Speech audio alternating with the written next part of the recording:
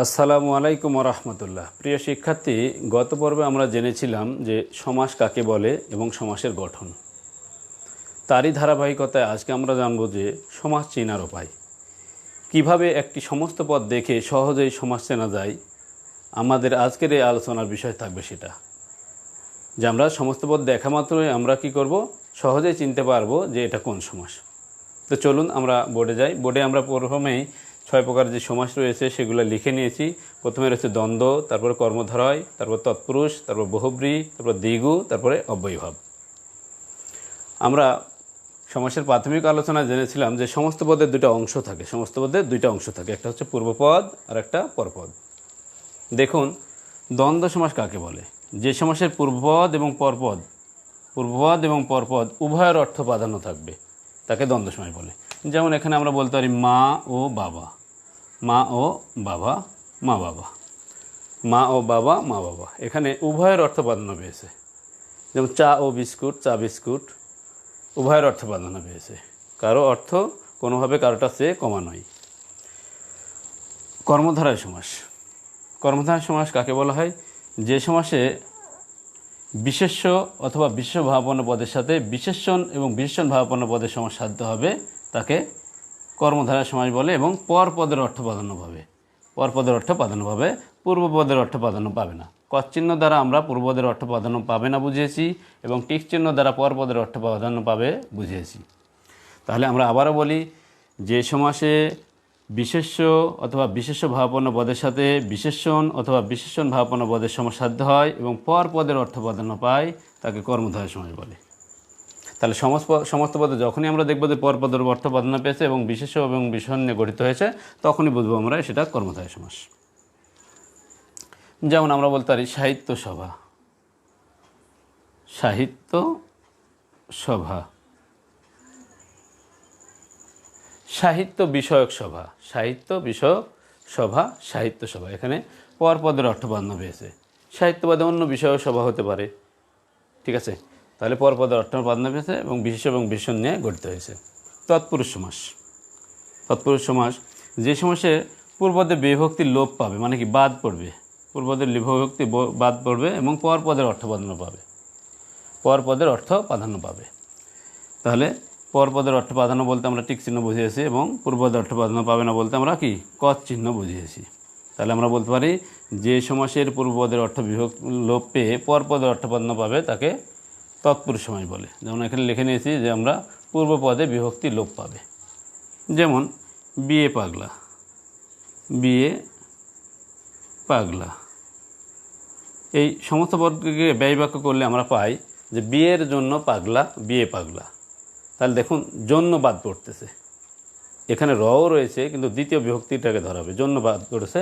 এই জন্য আমরা বলছি যে সমাসের পূর্বপদের বিভক্তি লোপ পেয়ে পরপদের অর্থ প্রাধান্য পাবে তাকে তৎপুরুষ সমাস বলে। এখানেও দেখেন পরপদের অর্থ প্রাধান্য পেয়েছে, এখানেও পরপদের অর্থ প্রাধান্য পেয়েছে। এখানেও পূর্বপদে কচ চিহ্ন রয়েছে, মানে প্রাধান্য পায়নি, এখানেও পূর্বপদের অর্থ প্রাধান্য পায়নি। তাহলে চেনার উপায় কি? যে পূর্বপদে তৎপুরুষের বিভক্তি লোপ পায়, আর কর্মধারয় সমাসে কি বিভক্তি থাকে না, বিভক্তি থাকে না, ডাইরেক্ট শব্দ থাকে। বহুব্রীহি সমাস। তাহলে বহুব্রীহি সমাস কাকে বলে? যে সমাসে পূর্বপদ এবং পরপদ কোনোটিরই অর্থ প্রাধান্য পাবে না। দেখুন, আমরা দুটাকেই কচ চিহ্ন দিয়েছি, কোনো পদের অর্থ প্রাধান্য পাবে না। তৃতীয় একটি অর্থ গ্রহণ করা হবে, অর্থাৎ শাব্দিক বা আবিধানিক কোনো অর্থ না নিয়ে, ঠিক আছে, লক্ষ্যার্থ নেওয়া হবে, অর্থাৎ গৌণার্থ নেওয়া হবে। যেমন নীল বসন, নীল বসন। তাহলে এটাকে ব্যয় বাক্য করলে আমরা পাই নীল বসন যার, মানে নীল পোশাক যার। আসলে আমরা অনেক সময় একজন আরেকজনকে, তৃতীয় কোনো ব্যক্তিকে বোঝানো বা পরিচিত করার জন্য বা চেনানোর জন্য বলে থাকি ওই যে নীল পোশাক পরে আছে ওই ছেলেটি, বা ওই যে লাল শাড়ি পরে আছে ওই মেয়েটি। আসলে লাল বা নীল আমাদের লক্ষ্য না, আমাদের লক্ষ্য হচ্ছে যে ওটা যে পরে আছে তা সে লক্ষ্য। এজন্য কি বহুব্রীহি সমাসের কোনোটিরই অর্থ প্রাধান্য পাবে না, পূর্বপদ পরপদ কোনোটির অর্থ না প্রাধান্য পেয়ে তৃতীয় একটি অর্থ গ্রহণ করা আছে। এই জন্য নীল বসন যার, এখানে যে নীল শাড়ি পরে বা নীল কাপড় পরে আছে তাকে বোঝানো হচ্ছে। দ্বিগু সমাস। দ্বিগু সমাস আরও সহজ। দ্বিগু সমাসের প্রথমেই কি সংখ্যা থাকবে, প্রথম পদে কি থাকবে, সংখ্যা থাকবে, ঠিক আছে, আর পরপদের অর্থ প্রাধান্য পাবে। প্রথম পদের সংখ্যা থাকবে এবং পরপদের অর্থ প্রাধান্য পাবে, তাকে দ্বিগু সমাস বলে। যেমন এখানে আমরা বলছি চৌরাস্তা, চৌরাস্তা। এখানে দেখুন যে কোন অর্থ প্রাধান্য পেয়েছে, রাস্তা শব্দের অর্থ প্রাধান্য পেয়েছে।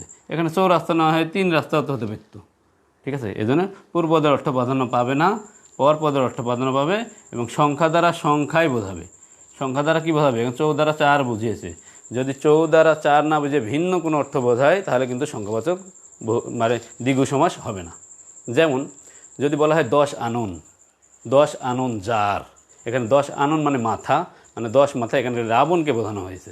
এখানে 10 দ্বারা কিন্তু কি 10 বোঝানো হচ্ছে না, এখানকে রাবণকে বোঝানো হচ্ছে, তখন সংখ্যাবাচক বহুব্রী হয়ে যাবে। এজন্য যখন দ্বিগু সমাস হবে তখন অবশ্যই সংখ্যা দ্বারা সংখ্যাই বোঝাতে হবে। এরপরে আসুন অব্যয়ভাব সমাস। অব্যয়ভাব সমাসে সমস্ত পদে পূর্বপদে অব্যয় সূচক শব্দ থাকে, পূর্বপদে অব্যয় সূচক শব্দ থাকে, যেমন উপ, অনু, প্রতি, ঈষৎ, নির প্রভৃতি। তাহলে অব্যয়ভাব সমাসে পূর্বপদে অব্যয় থাকে এবং অব্যয়ের অর্থই প্রাধান্য পায়, অব্যয়ের অর্থ প্রাধান্য পায়, ঠিক আছে। পরপদের অর্থ প্রাধান্য পায় না, পরপদের অর্থ কি প্রাধান্য পায় না। যেমন এখানে উপ সাদৃশ্য অর্থে ব্যবহার হয়, উপশহর, শহরের সদৃশ উপশহর। সামীপ্য অর্থেও উপ ব্যবহার করা হয়, উপকূল, কুলের সমীপে উপকূল। এছাড়া অনু পশ্চাৎ অর্থে ব্যবহার করা হয়, পশ্চাৎ ধাবন, অনুধাবন। এছাড়া রয়েছে প্রতি, প্রতি বিপসা অর্থে ব্যবহার করা হয়। একই শব্দের একই শব্দ দুইবার ব্যবহার করাকে বিপসা অর্থ বলা হয়। এই দুইবার ব্যবহারের ক্ষেত্রে এই অনুপতি ব্যবহার করা হয়, যেমন দিন দিন, প্রতিদিন, ক্ষণে ক্ষণে, প্রতিক্ষণে। এছাড়া ঈষৎ শব্দ রয়েছে, ঈষৎ মানে সামান্য, হালকা। ঈষৎ রক্তিম, ঈষৎ আ অর্থে ব্যবহার করা হয়, ঈষৎ আ অর্থে ব্যবহার করা হয়, আটা পর্যন্ত অর্থে ব্যবহার হয়। যেমন সমুদ্র হিমাচল, সমুদ্র হতে হিমাচল পর্যন্ত, এখানে বলা হচ্ছে সমুদ্র হিমাচল। আপাদ মস্তক, পা হতে মাথা পর্যন্ত, এই পর্যন্তটা অর্থে ব্যবহার করা হয়। আবার ঈষৎ কি অল্প অর্থে ব্যবহার করা হয়, ঈষৎ রক্তিম, রক্তিম। তারপর বলতে নীরটা অভাব অর্থে ব্যবহার করা হয়, কেমন? নিরামিষ, আমিষের অভাব, ঠিক আছে। তাহলে প্রিয় শিক্ষার্থী, আমরা জানলাম যে অব্যয়ভাব সমাসে এই অব্যয়গুলো থাকবে। সমস্ত পদের শুরুতে যখনই এই ধরনের অব্যয় দেখবেন তখনই সেটা বুঝবেন যে এটা অব্যয়ভাব সমাস। তাহলে আবার আমরা মৌলিক সংজ্ঞাগুলো একটু জেনে নিই। দ্বন্দ্ব সমাস, যে সমাসে পূর্বপদ এবং পরপদ উভয়ের অর্থ প্রাধান্য থাকে তাকে দ্বন্দ্ব সমাস বলে। কর্মধারয় সমাস, যে সমাসে পূর্বপদের অর্থ প্রাধান্য পায় না, পরপদের অর্থ প্রাধান্য পায় এবং সমস্ত পদটা বিশেষ্য এবং বিশেষণ নিয়ে গঠিত হয় তাকে কর্মধারয় সমাস বলে। তৎপুরুষ সমাস, যে সমাসে পূর্বপদের অর্থ প্রাধান্য পায় না, পরপদের অর্থ প্রাধান্য পায়, পূর্বপদে কি বিভক্তির লোপ পায়, বিভক্তির লোপ পায়, পূর্বপদে বিভক্তির লোপ পায়। বহুব্রী সমাস, যে সমাসে পূর্বপদ এবং পরপদ কোনোটির অর্থ প্রাধান্য পায় না, তৃতীয় একটি অর্থ গ্রহণ করা হয় তাকে বহুব্রী সমাস বলে।